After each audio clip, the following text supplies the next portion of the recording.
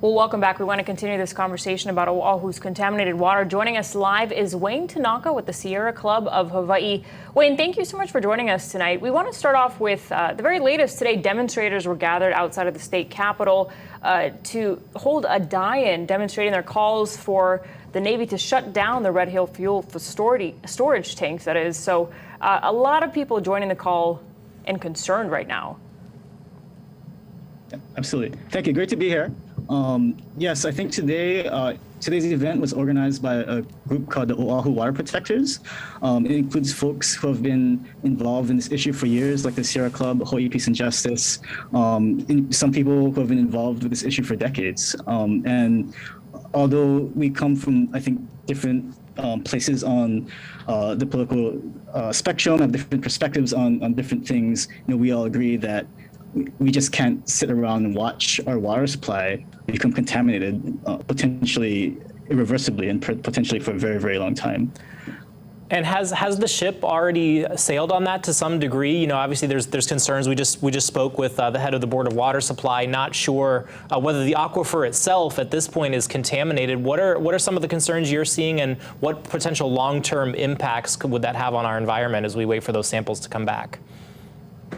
Right, we're holding our breath right now. It's bad. It's really bad. If Halabo Shaft is shut down, that's going to impact us for a very long time, potentially. Very concerning about the contamination levels. We rely on this aquifer not just to drink, but for pretty much every aspect of our life, of our lives here on Oahu. As bad as it is, it could get much, much worse. As you probably know, each of these tanks, which are 80 years old, contain millions upon millions of gallons of fuel. And what's leaked thus far would be dwarfed by a leak that's even a fraction of what these tanks contain. And as the Board of Water Supply has said, we're looking at moratoriums, water shutdowns, and shutdowns of construction, increases in the cost of providing water, if we can even find those resources. The consequences could be dire and could definitely get much worse. And I know you've taken your calls of concern to the president, to the government. What kind of response have you gotten? So thus far, we have not received a response to our letter. Our friends at the Council for Native Hawaiian Advancement did get a response from the White House saying that they were working on a formal reply, but thus far have not heard. We have not heard back from them. That being said, we're continuing to press to get our members, to get members of the community to reach out directly to the White House and to the top brass in the Pentagon. And as you mentioned, I know you're still trying to assess just how widespread this is. Obviously, the Navy themselves have pledged accountability, but also said, in some cases they are willing to bring people in to maybe do some kind of an independent investigation. What do you think it's going to take to have the boots on the ground to actually really assess just how bad this is and make sure that it's transparent and accurate in what we find out? So that's been one of our long-standing concerns, is that it's very, very hard to assess, what happens after a spill, like we've seen, like where the fuel is, where it's spread, where the plume is going. It's not an easy task, and in some cases, it may not even be a possible task. I think what everyone needs to focus on now is getting this fuel out of the facility, away from our drinking water, before we see something much worse happen. And talking about that, what is the potential worst case scenario that you're worried about if this doesn't happen right away?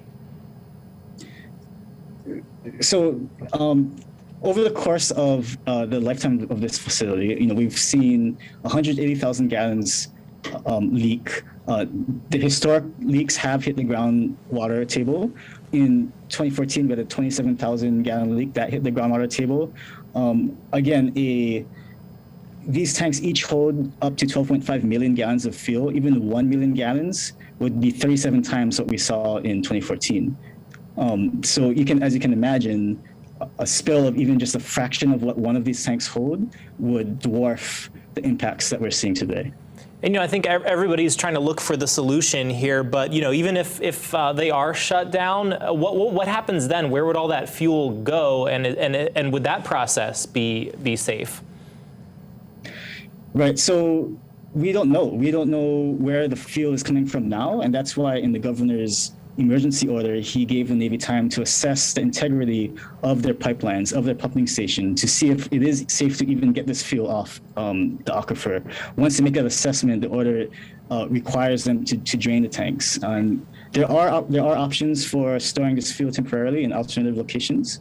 The lieutenant governor has identified a fuel facility in Kapolei, I believe, that can hold maybe a third of the fuel. There's other facilities throughout the island. There's tankers that we could move this fuel to, and that should be happening yesterday. But really, again, we need to make sure that we can get this fuel safely all away from our water, and then do so as soon as possible.